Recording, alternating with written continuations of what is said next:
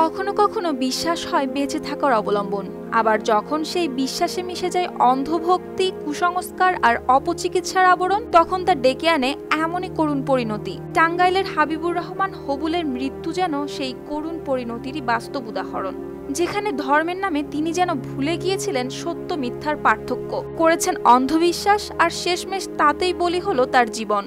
সুস্থ হয়েছিল, তার হসপিটালে পাঠাইছিল ময়মনসিংহ, ঢাকা, টাঙ্গাইল। পীরের দরবারে ওই পিসাব ফোন দিয়ে নিয়া বলে আমি চিকিৎসা করবো, চিকিৎসা করবার নিয়ে এই কথা কইয়ে নিয়া ওই যে মাথার চুল টুল চাইছে 5 মিনিট রাত বাইন দিয়া তার ওই মোটরটা পানি দিয়েছে। টাঙ্গাইলের সখীপুর উপজেলার কুতুবপুর গ্রামের হবুল 2017 সালে মুরিদ হন দেলদুয়ারের কুন্নি এলাকার পীর মিঞ্জু শাহের। পরে স্ত্রী মিনা আক্তারও মুরিদ হন সেই একই পীরের। এরপর ধর্মীয় চর্চার নামে তারা ধীরে ধীরে শিকার হন পীরের ভয়ঙ্কর অনুশাসনের। হাবিবুর রহমান হবুল সম্পর্কে আমার ভাগনা, তারে নিয়ন্ত্রণ করার চেষ্টা করছি, কিন্তু ওই যে মিঞ্জু শাহ চিস্তি পিসাব তারে যখন সিলসিলা দেয়, তার পড়ালেখার উদ্দেশ্য হলো সে মগজ ধোলাই করে মানুষের। তার শুরুতে 4 মাস গোসল করতে দিবে না, ওযু নামাজ তো নাই।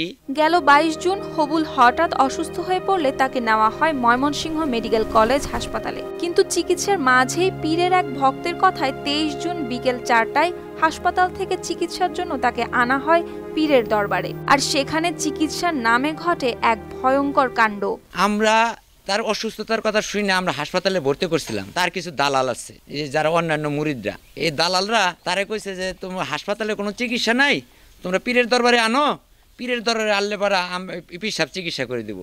এটা নেওয়ার পরে তার মাথা চাইছে, তারপরে তার হাত পিছে মুরন্দা বাইন্দা, পাও বাইন্দা, 3 জনে পাড়াদা ধরছে।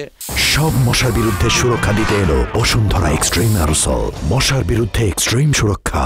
পাড়া ধরে তারা 2.5 ঘন্টা মোটরতে পানি ডালছে, 1000 একটা ডুব দেওয়াইছে।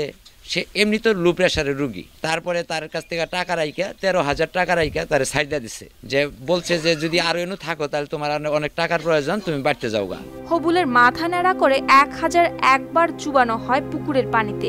এরপর তথাকথিত পানি থেরাপির নামে হাত পা বেঁধে ফেলে রাখা হয় শ্যালো মেশিনের নিচে। পরিবার থেকেও আদায় করা হয় টাকা। পরে শারীরিক অবস্থার অবনতি হলে তাকে নেওয়া হয় টাঙ্গাইলের একটি ক্লিনিকে, এরপর পাঠানো হয় ঢাকায়। কিন্তু ততক্ষণে দেরি হয়ে গেছে অনেক। নিউমোনিয়ায় আক্রান্ত হয়ে 30 জুন বিকেলে মারা যান হবুল। প্রতিদিন 5 ওয়াক্ত নামাজ পড়বো এই কথা কে বলছে? কিন্তু এই পিসা বলছে যে আমাদের মুরিদ যারা, তাদের আর প্রতিদিন নামাজ পড়তে হবে না, তাদের কিভাবে ব্যস্ত নিতে হয় এটা আমরাই বুঝবো, এইগুলা বলছে। এই সচেতন যুগে আমার ভাগনা যেভাবে সে তার অকালে মৃত্যু হয়েছে, এই মিডিয়ার মাধ্যমে আমি দেশবাসীকে বলতে চাই, এরকম ভণ্ড পীরের মুরিদ যেন কেউ না হয়, এইভাবে যেন ক্ষতিগ্রস্ত কেউ না হয়, কারো যেন এইভাবে অকালের মৃত্যু না হয়। এদিকে স্বামীকে হারিয়ে চোখের পানি যেন থামে না স্ত্রী মিনা আক্তারের, আর সন্তানের আকুতি, এমন ক্ষতি যেন আর কারো না হয়। বাসার চিকিৎসা ওইটাই, আমি বাঁচাবার নিয়ে হয়ে গেছিলাম। আমি ভাবিনি যে আমার সন্তান বাবা ছাড়াও, আমি স্বামী ছাড়াও। আমার আব্বুরে বিভিন্নভাবে টর্চার করে ভণ্ডপীর ট্রিটমেন্ট করাইছে, ট্রিটমেন্টে কোনো কাজ হয় নাই। আমার আব্বু মারা গেছে, এখন হয়তো হায়াত ছিল না, মারা গেছে। কিন্তু এরকম ভণ্ডপীর যেন আর কারো ক্ষতি না করে এই আশাই আমার কাছে।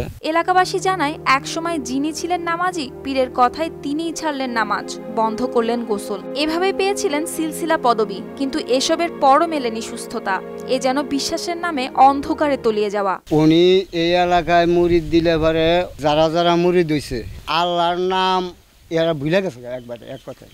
আগে জাওমান কিছু আল্লাহর নাম নইতো, ওরা করোনা আর ভুলে গেছে, মুরিদ হইলে পরে নামাজ পড়া লাগবো না। এখন ক্ষুব্ধ এলাকাবাসী এর দৃষ্টান্তমূলক শাস্তি দাবি করলেও পীর মিঞ্জু শাহ অস্বীকার করেছেন তার বিরুদ্ধে আনা সব অভিযোগ।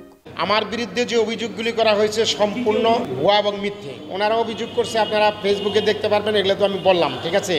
ওনারা অভিযোগ করছে আমি নাকি 3000 ডুব দেওয়াইছি, তারপরে 3 ঘন্টা পানি ডালছি, এগুলো সব ভুয়া এবং মিথ্যে, সব ভুয়া এবং মিথ্যে। ওনারা আমার কাছে দুয়ার জন্য আসে, দুয়ার জন্য নেয় না, 2.5 ঘন্টা আমার বাড়িতে দেরি করে, 2-2.5 ঘন্টা অনুমানিক হবে আর কি। তারপরে ওনারা চলে যায়, ভিডিও ফুটেজ আছে যে সিএনজিতে ওনারা চলে যাচ্ছে, সুস্থ মানুষ হাইটে যাচ্ছে। আমি কাউকে ভাগিয়ে নিয়ে আসি না, এরকম কোনো ডকুমেন্টস প্রমাণ। ধর্ম আর কুসংস্কারের মাঝের পার্থক্য যদি এখনো পরিষ্কার না হয়, তাহলে এভাবেই হয়তো হারাতে হবে অন্ধবিশ্বাসের শিকার আরও অনেক হবুলকে। News desk, RTV।